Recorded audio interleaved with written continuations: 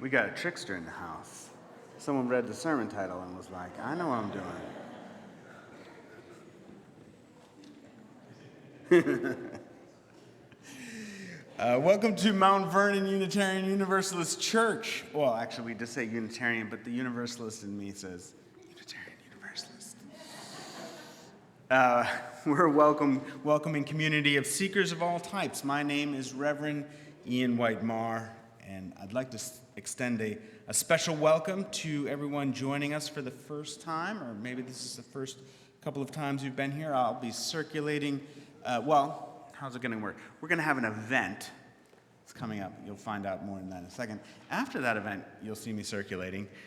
Please come and say hi, and welcome to all of our folks online. We love having you as part of our extended community. We offer a children's chapel for our members who are fourth grade and younger, and that's taking place in Holland Hall next door. Oh no, it's taking place in the Carriage House. So if you have fourth grade and younger, you can bring them down there. Your baby or young child is always welcome to stay with you during the service. I'm not really pressed about noise. But if you find that they're fussing more than you'd like, there's a nursery just down the hall just across the commons. There's a hallway, and it's It's on the right. And the audio is piped in, so you can hear what's going on. The youth will stay with us through the homily, and they'll head to their classes right after the second hymn. So if you see them leaving, know that's where they're going. And today is our new visitors meet and greet. So join us for a light lunch. If you want more information, if you're new and you're thinking about, just like, what is this? Come by the membership table, you'll find out a little bit more about that. Our climate action team is hosting the third in a series of 5 discussions called the Climate Roller Coaster, which will meet in the fireplace room next door in Holland Hall following coffee hour at 11:45. It's pushed back because of this very mysterious event that we're doing. The topic is called Greenwashing. What is the role industry plays in the search for climate solutions? Next week's our intergen, so we'll be having, everybody's here, there will be no RE classes, and we will be having our first new member joining ceremony of the year, so please come and welcome the newest members of your community. October 29th, we're having an all-ages trunk or treat. If you've never done that, you pull up your car, you open your trunk, you wear a costume, you hand out candy. Yeah, it's fun.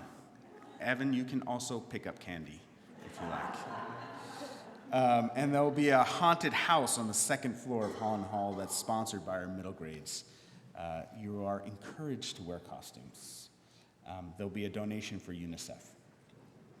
There's a lot more events, so check out your newsletter, which I know you all do religiously every week, but there's a lot more in there. Now, for the special event today, we're having our fire drill. Super exciting. I know. So I have no idea what I'm doing. So I am trusting all of you because you've done it a lot before, and these people have done it a lot before. And we decided to make it a little more complicated this year by losing the key to turn off the fire alarm. I know, so we're not going to turn it on. What we're going to do, what are we going to do? Not turn it on. No, exactly. But we're going to play some sort of sound through the sound system. You're going to hear that, and you're going to be like, oh, this is the fire alarm. It's going to happen after the benediction, so it's not in the service, anything like that. It's going to happen after the benediction. So look for where your exits are. You've got ushers. My exit is going to be this one. So maybe if you're up close, maybe it's this one. Maybe it's that one. And we all have the ushers and we all have our special roles. So we'll see if we do it right. What's going on? If you consider yourself mobility impaired in any way, we encourage you to use the chapel exit. There are no steps out to this terrace. It's much easier. There's a step over here. Those of you that are dashing out that way, be careful. There's a step that way. A couple, maybe 6 steps that way, just so you know what you're... There's no railing. That's here. There are no railings. Here. Right. Yeah, it's a challenge. But we're going to do it just to make sure we know what we're doing if something serious happens. Right. All will go well because there's actually no fire. But we're rehearsing, so just in case, right? Our lay minister today is Isabel Arnold. Okay, with that, let us do our chalice lighting.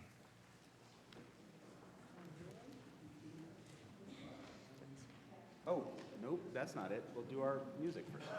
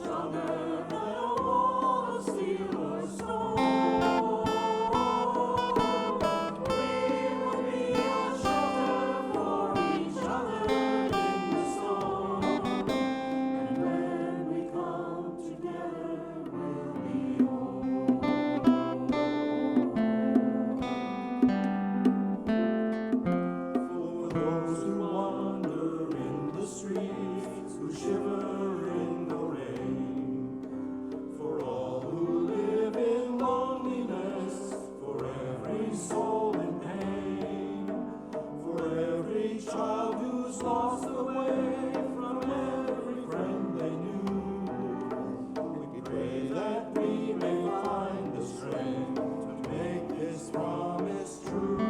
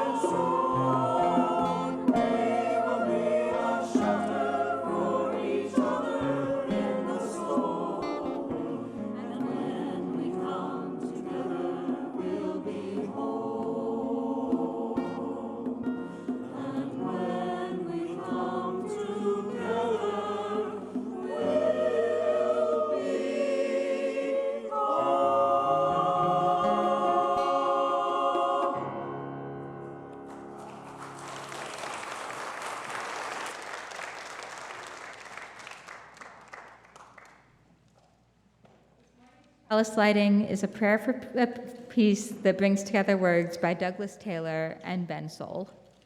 Eternal Spirit, from whom all things come and to whom all things return, we gather today as people of faith. We gather as people who recognize our differences as strengths, sharing our commitment to compassion and truth.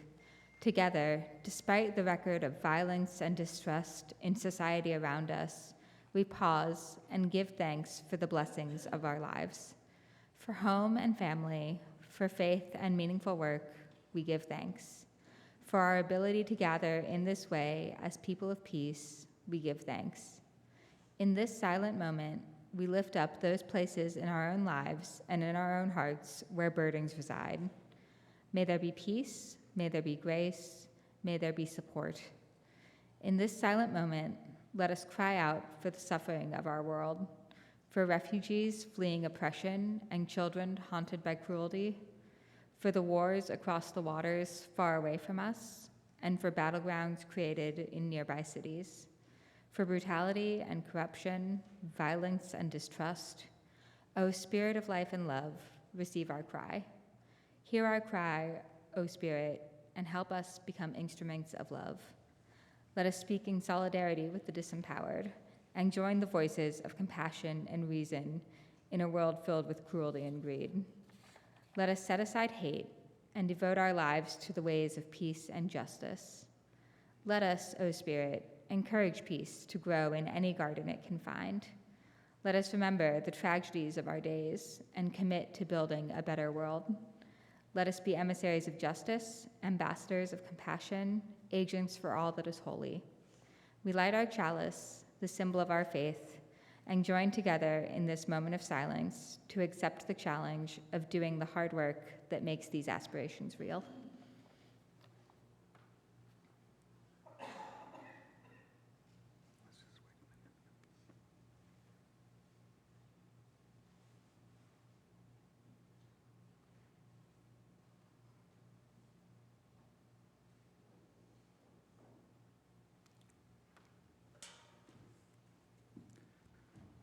Please join in singing our 131, Love Will Guide Us, 131.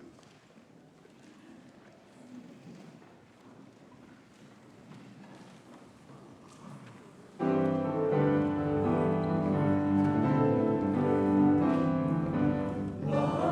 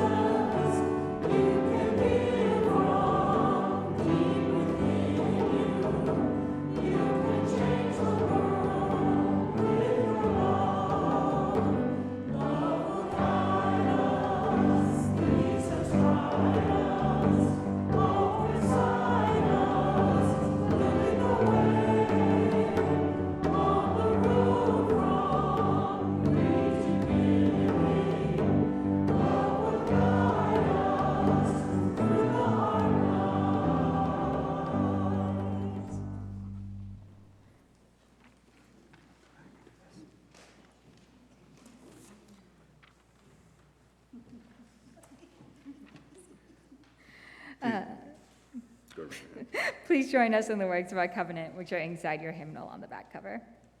Love is the teaching of this church. The quest of truth is its daily task, and service is its prayer.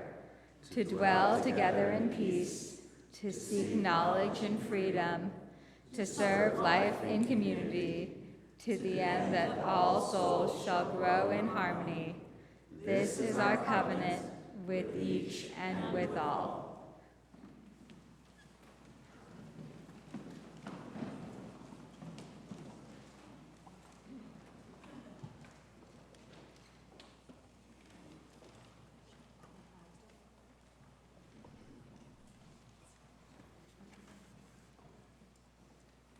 What if? That's the soundtrack on endless loop in my brain. What if I mess up? What if I try to do something new or hard and I don't get it right? What if I don't actually know something I should know and you find out? What if I'm awkward in conversation? Or I say something blazingly horrible? Will I get the chance to try again? To do better? To be better? That endless loop has been going on for a few decades now. That feeling that I'm not going to get another chance can become so paralyzing that I procrastinate. Or worse, I don't try. So what have I found? Because all of those what ifs have come to be many times over. Sometimes I didn't get another chance. Dad said I couldn't use his tools again. Or my supervisor would take over and do things herself. Sometimes I lost the friend. Those were the times that reinforced my fears, and thus that paralysis. But other times, more times, I've been shown grace. Like when a mentor explained the steps I needed to take to clean up and recover after my mistakes, and then continued to champion my career. And the many times folks have stepped in when I've dropped the ball, and then trusted me to do better next time. Or the time that I was told to mentally shred a writing and start over because it wasn't quite right yet. Those acts of grace are what come to mind when I think about our third principle, which is acceptance of one another and encouragement to spiritual growth in our congregations. Now, full disclosure, I don't have all 7 principles memorized or even know which order they're in. I Googled that. But this one has really grown on me. This is a large part of what we do here. We accept each other as we are, and we encourage each other. It's that acceptance and encouragement that silences all of those what ifs. It's such a freeing feeling, being accepted despite my shortcomings.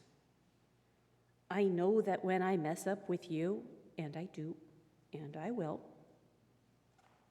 I'm going to be given the chance to make it right. So instead of what if, what I hear now is so what if I fail? Try anyway. Try anyways.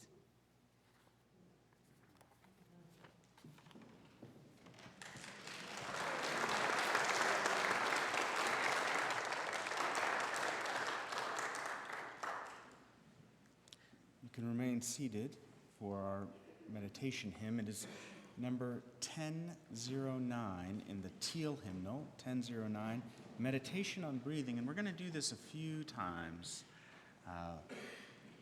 We might need this just in our lives right now.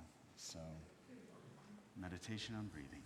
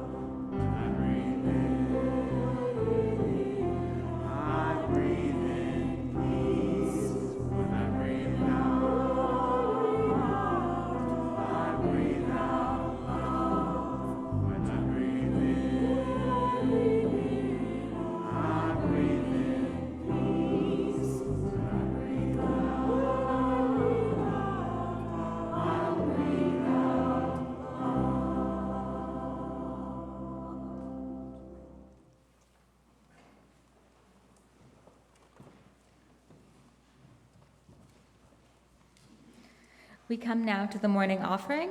You might know that this month MVUC is sharing the plate with Frog Pond Early Learning Center.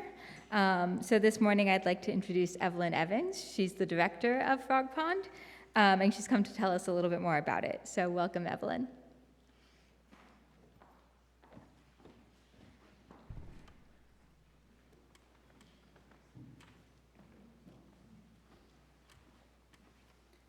Good morning. My name is Evelyn Evans, and thank you guys for having me. As the director of School Family, I've had the pleasure of witnessing the growth and development of children in an environment that promotes learning through various activities. These include sensory experiences in our mud kitchen, environmentally friendly practices like gardening and composting, and observing insects and bugs with our aspiring entomologist. Our staff models the conscious discipline principles with the children are not only taught, but also see in action every day. These are all aspects that I value and could not imagine coming from a traditional school setting. There is a growing recognition that being in nature is an excellent way to learn about everything, not just science or nature, but all things. This is because it engages more of our senses than a computer ever can, and children these days tend to spend too much time blocking out those human senses. This leads to a less vibrant and fulfilling life. The beauty of doing preschool activities outdoors is that we are not confined by walls. We can draw inspiration from everything that is happening around us, making the learning 100% relevant to the children's experiences each day. Moreover, the added benefit of learning outside is that the children develop a connection to nature that will last through their adult years. They may even teach their parents a thing or two about caring for our planet. I hope that being a steward for the environment will always be an important part as they grow up in the world that is increasingly digital and connected. Perhaps it is time to reevaluate the educational system and use it as a tool to reconnect with our natural habitat. Despite the absence of walls or ceilings, children are still learning in this setting and thriving.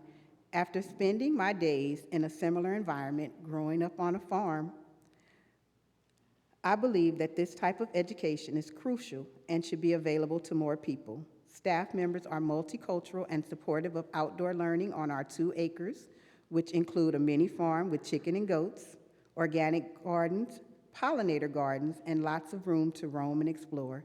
The learning environment is further expanded through excursions into our neighboring Huntley Meadows Park. Frog Pond Early Learning Center is a nonprofit, full-day, year-round preschool and child care center.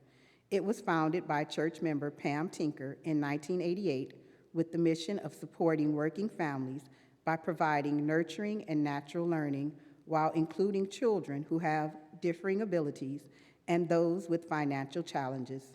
From the beginning, MVUC members have played a foundational role in the creation of Frog Pond. We are excited to be in the process of applying for a minor site plan approval to purchase a new modular building that will house 2 new classrooms. This has been an expensive and long process. Our founder and president, Pam Tinker, is determined to accomplish this long-awaited goal and she continues to be regularly involved with the school, even though she is relocated to be near her family in Oregon. As a church member, she especially appreciates your support as we proceed. She tells me that she and her husband, Bruce, attend via Zoom almost every Sunday at 9 a.m. Oregon time. Your donations will help support safe and dependable childcare for working families in our community and living wage jobs for over 20 employees. Pam and the school family are grateful for all your support and will be especially grateful for your assistance during this project. Thank you very much.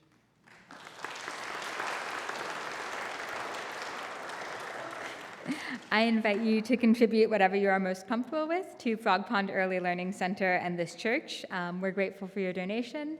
During the offering, you can come forward and light a candle. Will the ushers please come forward?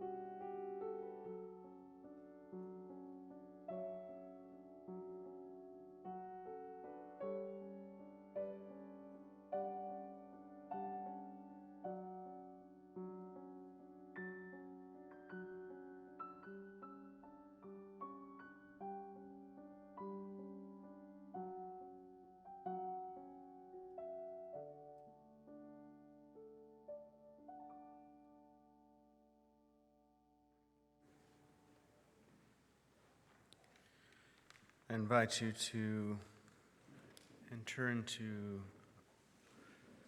a minute of meditation and prayer, of silent grounding. Perhaps you find your feet on the floor, or yourself in your seat, in touch with your spine.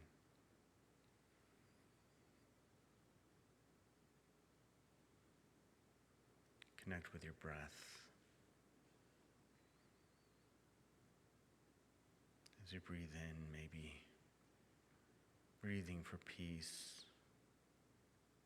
As you breathe out, breathing for love.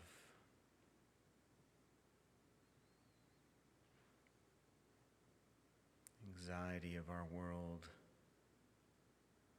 is high.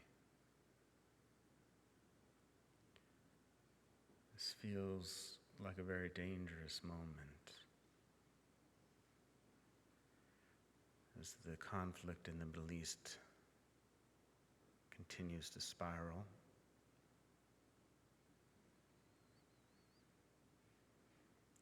It's a very emotional issue. Our social media feeds are full of people declaring the righteousness of their opinion, some of which we agree with and some of which we disagree with.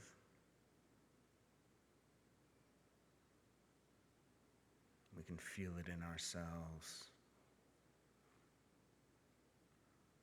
wanting the right one to win, the right message.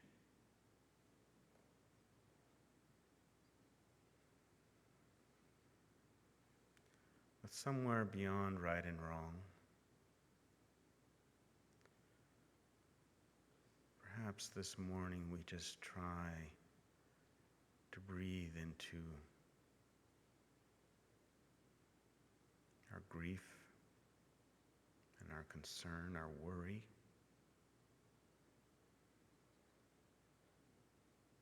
our great longing as peaceful people for love.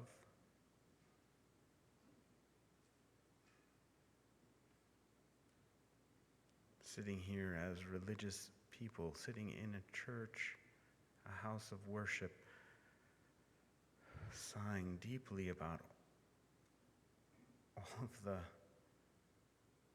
harm religion can cause when taken to the extreme.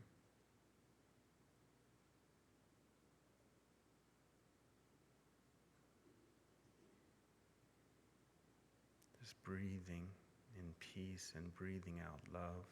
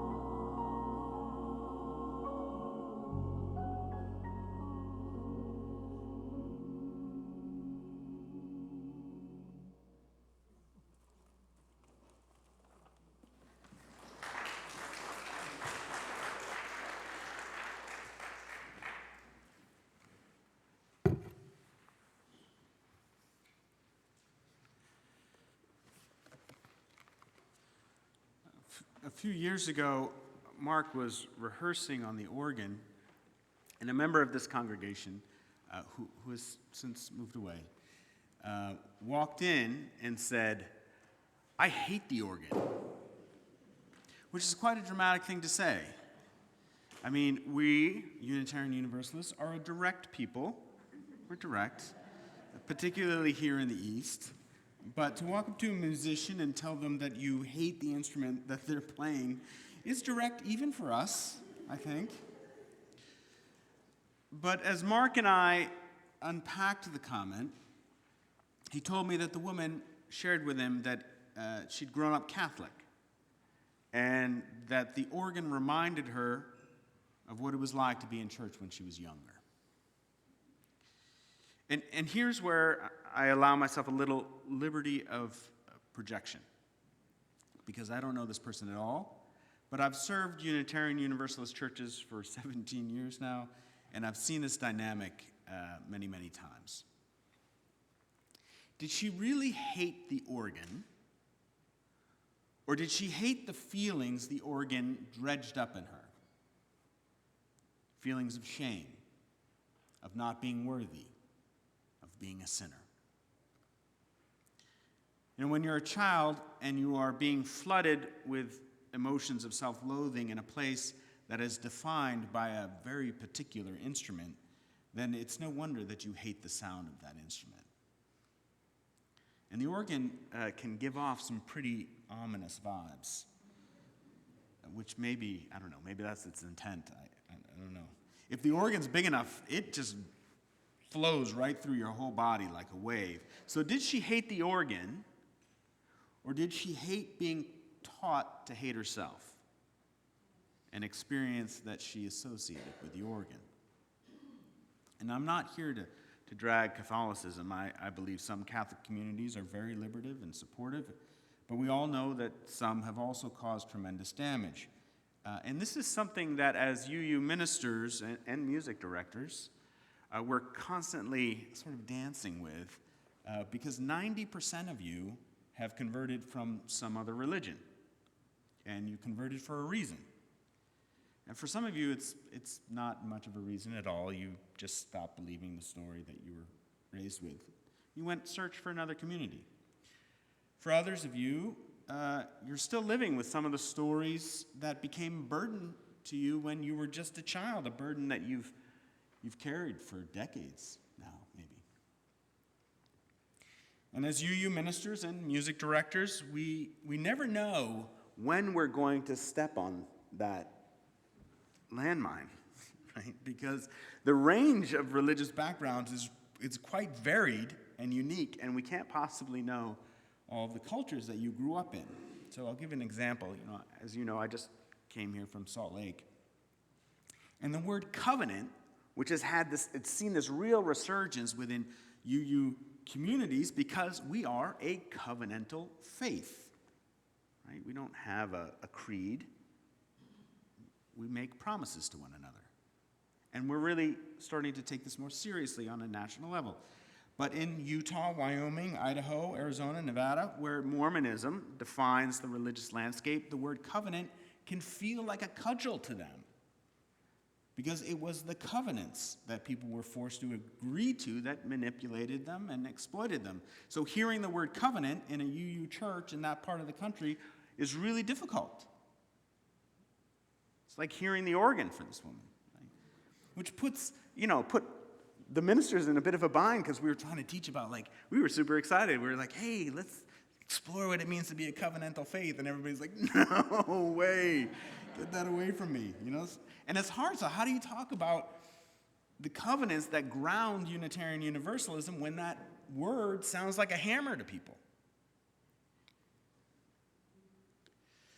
And so every UU minister has a story of a landmine that they've stepped on without knowing it, because our sources are diverse. We can't know them all. Sometimes the member doesn't even know that landmine is there until, it goes off. And I want to share with you this morning a story that has defined much of my ministry. It sent me on a trajectory that caused me to end up where I am right now. And I can still see the room. It's my very first church. It's in Flushing, Queens. And I'm one step up from the main floor. And there is a woman standing in front of me, one of my favorite congregants. I adored this woman. And I like to believe that she adored me. Right? We'd spent a lot of time together, sort of setting up programs in the church, hiring staff, planning events, navigating her divorce, and sometimes going out for brunch. But here she was, standing in front of me. Her face was red, and her body was shaking. God means one thing, and it is wrong. God means one thing, and it is wrong.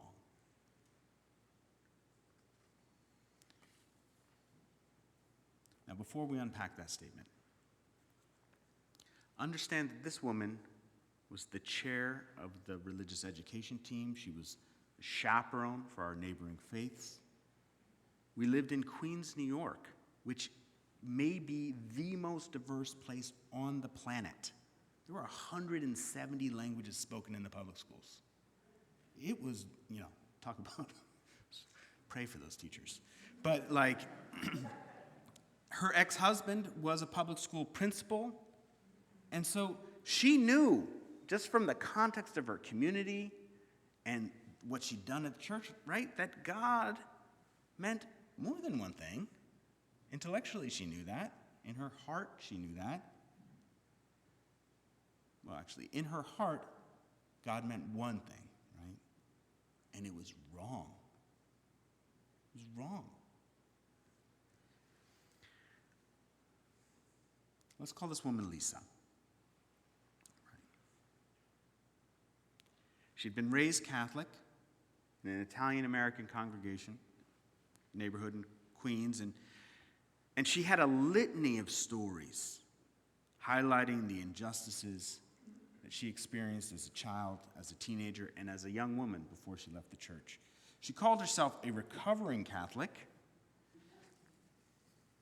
but the rage and powerlessness and shame that she felt as a little girl who was told that she had to go to the end of the communion line because she went to public school, not Catholic school, like the other girls, was as present at 55 as it was at 10. 45 years of seething was standing in front of me, vibrating like I was the one who had betrayed her. And what had I done? What was my betrayal? Well, in my sermon, I said that I'd been exploring my relationship with God. It was a new thing for me. I'd been raised Unitarian Universalist, which I love what we do in RE, but often we raise atheists. And I was just like, well, what is this for me? There was like a shift that was happening as a human being. I was beginning to explore this longing that I'd felt in my heart and in my body, but I was really too ashamed to follow. I really did not want to be a religious person, which is a funny thing to say as a minister, but it's true. Religious at that time, to me, meant Republican. And I did not want to be confused with those people. George W. Bush was president, so, in my mind, religious people were liars and murderers. I have changed. I've softened.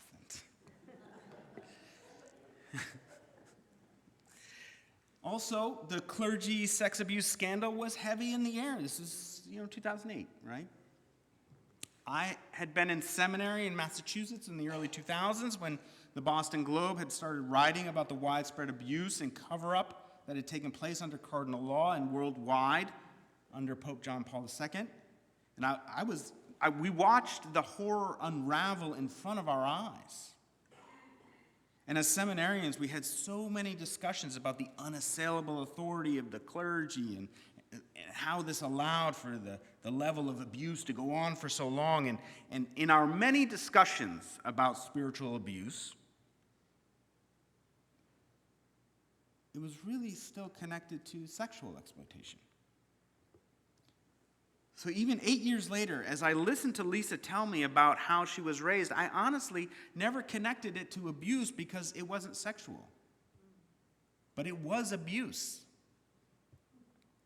She'd been spiritually abused. And here, her minister, whom she adored, was preaching about exploring his relationship with God. And on some level, she was worried, so worried, that her church would become unsafe for her. And I didn't know what to do in the moment because I didn't understand that she'd been abused. I understood that she hated the nuns and how they treated her, and that the theology made no sense to her, and that the extreme wealth and hoarding seemed to exist in contrast with Jesus' message about serving the poor. And there was hypocrisy. But I didn't understand the spiritual abuse. Now, in my defense, I was only a few years out of seminary, and they don't actually have classes on spiritual abuse in seminary. They probably should. But it's not that my seminary was necessarily invested in spiritual bypassing, but like many institutions and people, they were invested in the idea that religion in the abstract was good or pure, like that there was a thing that religion was good. And it only deviated into damaging places as a result of certain people. Now, today, I believe it's actually this investment in the idea of some ontological goodness or purity that actually gets us into trouble. Even Unitarian Universalism, which has been set up as a parry to so many of those religions that many of us were raised in, has a shadow, has an unexplored shadow. But we'll get to that in a minute. Before we get there, we need to talk about what actually happens to victims of spiritual abuse. And for the purpose of the sermon, I'm going to define spiritual abuse as the coercion and control of an individual in a spiritual context. The coercion and control of an individual in a spiritual context. And this abuse may include manipulation, exploitation, forced accountability, being silenced, pressure to conform, pressure to keep secrets. There may be the misuse of scripture or the pulpit to create obedience. The abuser may be elevated in such a way that suggests a divine authority or calling. And it often exists within a system of stories, images, metaphors, events, even music that constructs a worldview. But the spiritual abuse is experienced by the targeted person as a deeply emotional, personal attack. Now, I want to parse one more dimension of the framework. Abuse is the harm inflicted on the person. Trauma is the impact. So when Lisa was standing before me as a 55-year-old woman, she hadn't stepped into a Catholic church in probably 30 years. The abuse was in the past. The trauma was there in the moment. And she'd lived for 30, 40, maybe 50 years with trauma. But what was so traumatic? Because of the context that is created by families, friends, the church in general, a local culture like a neighborhood that's all, one religion, making a decision to leave an abusive situation can have real material consequences like being kicked out of your home, alienation from family, friends, community. But it is also understood on some level as disobeying God, which threatens beliefs like the meaningfulness of the world and self. It can even feel like a threat to someone's existence, i.e., being condemned to hell. which can leave people in chronic states of fear and self-blame. So to resist spiritual authority is to resist God, which can feel like spiritual suicide. This can lead to people feeling betrayed by God, as seeing God as complicit in the spiritual abuse perpetrated by family, friends, and community. So the experience of spiritual abuse can be so traumatizing that it can impact the neurochemical regulation of our brains to the point of disrupting the chemicals that regulate our stress and fear responses. There are people who live with such fear of God due to how they were raised that they have panic attacks whenever they walk into a church, sometimes just in front of it. And there is something so profoundly tragic in that the word spirituality actually means breath.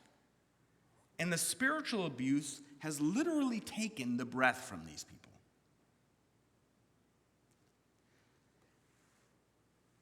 Because a lot of the abuse begins when we're children and we don't yet have language for it, the effects that live latent in parts of our brain they're just not governed by language. And Babette Rothschild calls it the speechless terror, because the body remembers. It knows the reverberation of the organ. But we just don't know how to talk about it.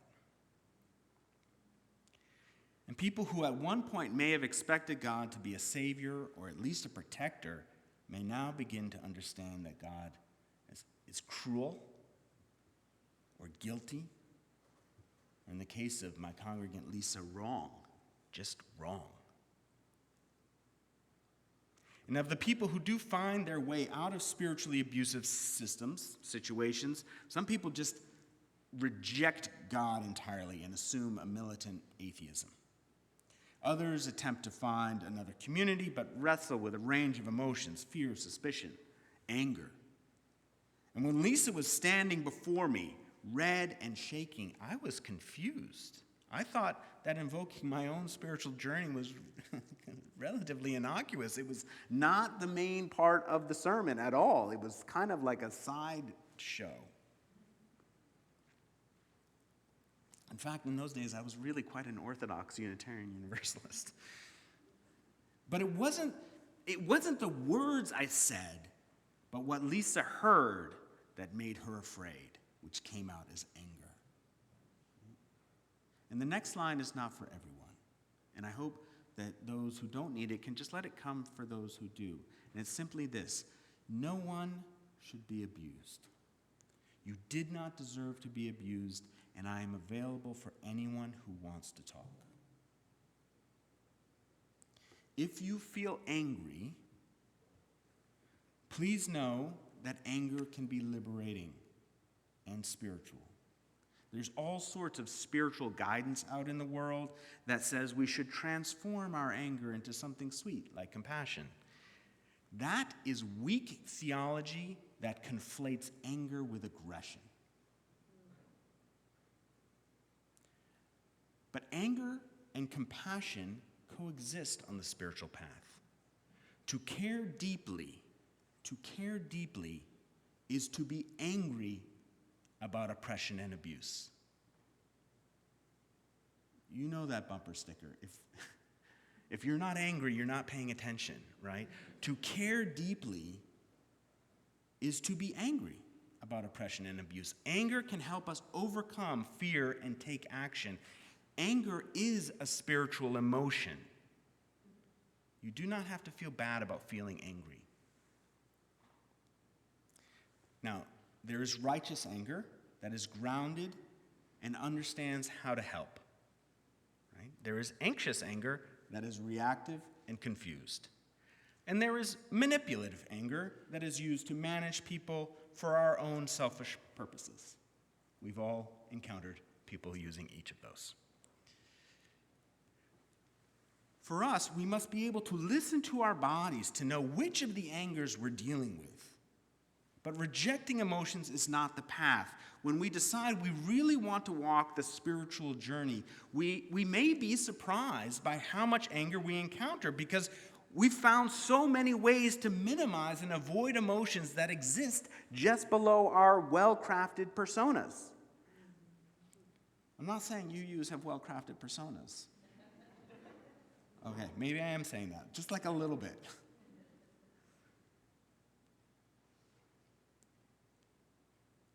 But why should we bother? Right? Why not just come here and be like, that place is the worst, right? Because a lot of you churches do that. Particularly in the South, in my experience. They're like hotbeds for like, those people are terrible.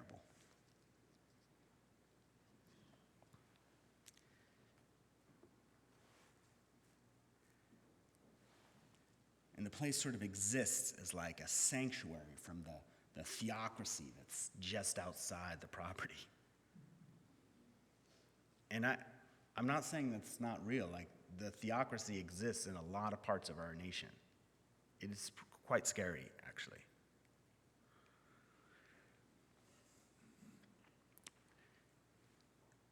But here's why I think we should bother. So 15 years later, what was triggered in Lisa, or what triggered her so greatly, is that the world did feel unsafe, but within the confines of the church walls, the nuns couldn't get at her, right?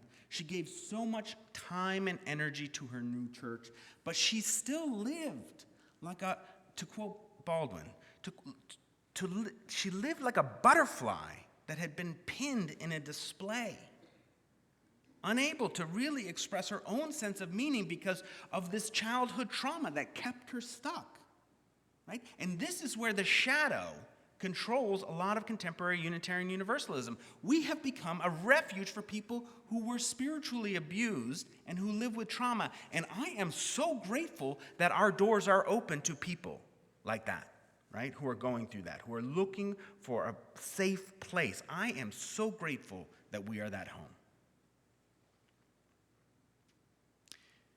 And in some ways, these abusive organizations continue to control and circumscribe what is possible within Unitarian Universalism because we haven't addressed the trauma that a lot of our people live with. We're like, what? No. We have no curriculum for this, which is bizarre. We used to have one. And it's been out of print for like 20 years. It's called The Haunting Church. And we really don't talk about it anymore, right? We sort of put it in a box and we pretend like it's not there until someone steps on the landmine and plays the organ, and someone's like, "Oh, I hate the organ." That's not what you did this morning.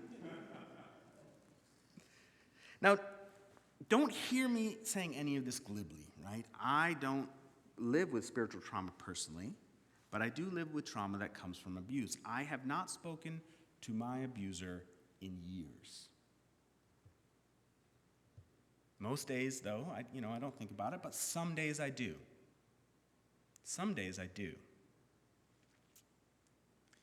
Dealing with how we were raised is not easy, and I'm not asking you to do an easy thing. But I believe in liberation.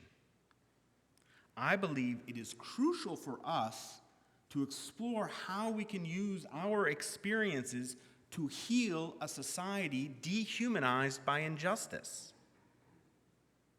I could be somewhere else trying to do this work. I'm here because I believe in you as those people. Many of you are like, no, I don't want that job. But here we are. Liberation theology, popularized in Latin America, invites us to seek revelation in the poor because God is incarnated in the poor. It's a theology that's designed for its context, right?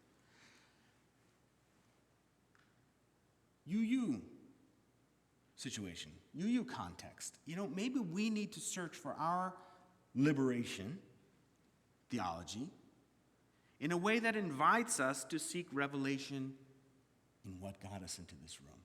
For some of us, that's trauma. Right? It is perhaps here that we're able to understand how to encounter our vision for justice, not as retribution, but as healers. And the world needs some healers. The Sufi poet Rumi, and in particular the translations by Coleman Barks, have been the best-selling poems in North America in every genre for the past 2 decades. We love sacred poetry, poetry about the love affair with God. We love it so much, we buy it more than everything else. And Coleman Barks has been criticized for removing some of the more explicit Islamic references, but we know he was a Muslim. We know he was singing about his beloved, his singing to God, which is actually why we buy these books.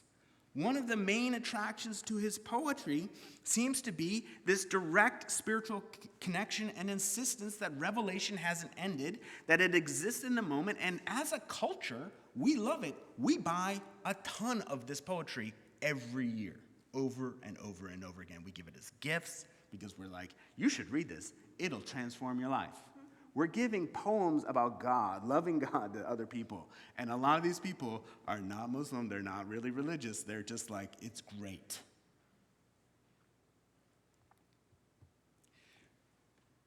Religion helps us explore our origin and our destiny.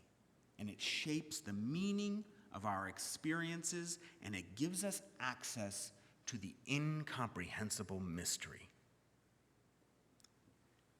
And I believe that it exists because there's a longing in each of us, a longing for connection and communion, a desire to experience our source, whatever that is, whatever you want to call it, however you experience it.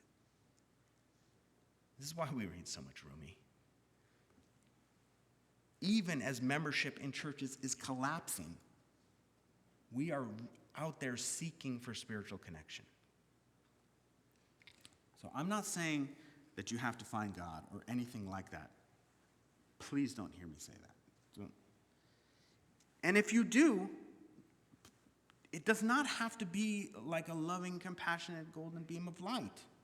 It can be a fearsome warrior. I was there's a woman who hugs everybody. It's called Amma. And I was in her temple in India, and I was shocked. Like, this is a woman who's hugged like 30 million people. That's her ministry. She doesn't preach, she hugs people. And people are crying, right? Because that's how much we need hugs in this world. And I get to her temple, and it's a Kali temple. So people who are maybe unfamiliar with Kali, she's like fearsome. She's got like a ton of arms, swords and weapons, and she's even got the severed head of a guy holding up. And I'm like, holy smokes, this is a Kali temple? And somebody was like, yeah, Kali is Kali's about compassion. Sometimes you have to be like, cut that out, sister. Right? Like, it's over. Sometimes, like, you need a defender. So, like, if that's what happens for you, fantastic. You don't have to have a spiritual power in your life. It's not required at you churches. But what I would love for us to do is take the pin out. Just to take the pin out. Because that is allowing the abusers to continue to determine what kind of religion we do here. That pin doesn't allow us to sing our own songs. It blocks our access to revelation. And there are poems, love poems, that are waiting to be released from you. Richard's got a whole book of them. So, earlier I asked, why should we bother? And I believe we do this work because there are people who need us. There are people who need to hear a story of liberation because they are suffering right now. And our experiences, all of you know this already, our experiences, once healed, can help someone else. Someone did that for us. You are the key to the healthy world. Not me as minister. I mean, me maybe as just a person, I am the key. But you are the key to the healthy world, the non-believer, who's actually a believer in love and tenderness and compassion and righteous anger channeled to liberate our world. And we don't have to play the organ. Personally, sorry, Mark, I don't like it that much. It's okay. I like the drums.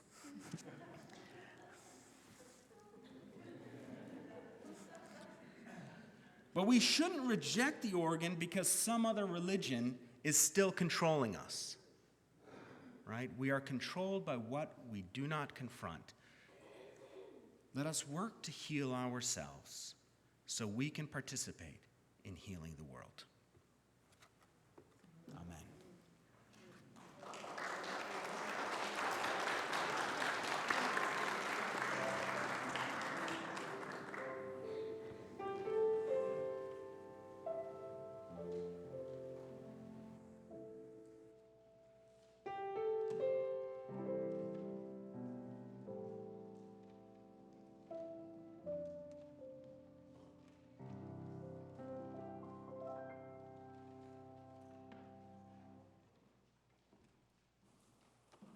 Going back to our teal hymnal again, it is 10:07.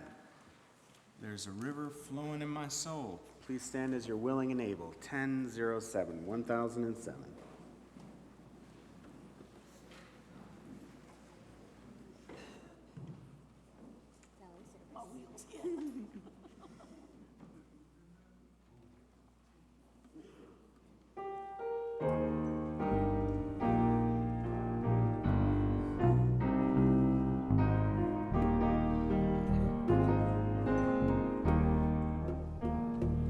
There's a river flowing in my soul. There's a river flowing in my soul, and it's telling me that I'm somebody. There's a river flowing in my soul. There's a river flowing in my heart. There's a river flowing in my heart, and it's telling me that I'm somebody. There's a river flowing in my heart. There's a river flowing in my mind. There's a river flowing in my mind, and it's telling me that I'm somebody. There's a river flowing in my heart. There's a river flowing. There's a river flowing. There's a river flowing in my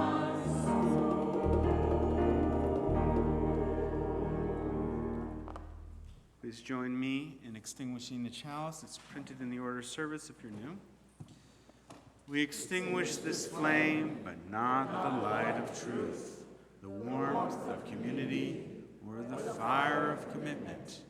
These we carry in our hearts until we're together again.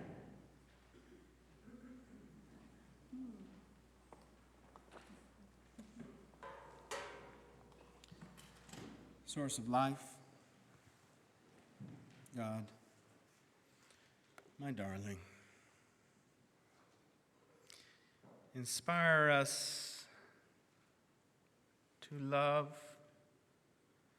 to hold in peace, to embrace this world that is spiraling in fear. Awaken us to that point where we know there is no difference, there's no separation, there's no boundaries or nations or I am this and you are that. There's none of that because we are all interwoven into life, into source. And give us the courage to face what we must face, to let go and confront that which we must confront so that it can stop controlling us and we can become the healers that this world needs. Amen. So very, very briefly, Maria Hong with the order of service. We've got Doug and Marty and Raleigh and Jim on AV. We've got Eric and Georgia Porchot over there. We've got our worship associate, Katie Casey, Isabel Arnold. We have our ushers and Mark and our staff. Thank you so much. The worship has ended, but now the fun is beginning because we are going to rehearse our... Do we have a sound? All right. Now we're going to meet out back. We're going to meet out back, so find the access point. We're going to meet out back under the tree. Follow your ushers and leaders. If you have kids in the nursery, they will be brought out there. You don't have to go to the nursery.